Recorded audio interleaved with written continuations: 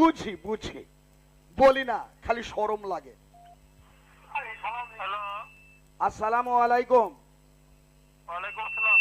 রাজ্জাক মামা বলছিলাম সৈয়দপুর মেলা থেকে। কেমন আছেন ভালো মামা। মামা? আপনাকে টিকিট কিনেছিলেন? জি মামা। গরম খবর আছে, আপনার নাম কি?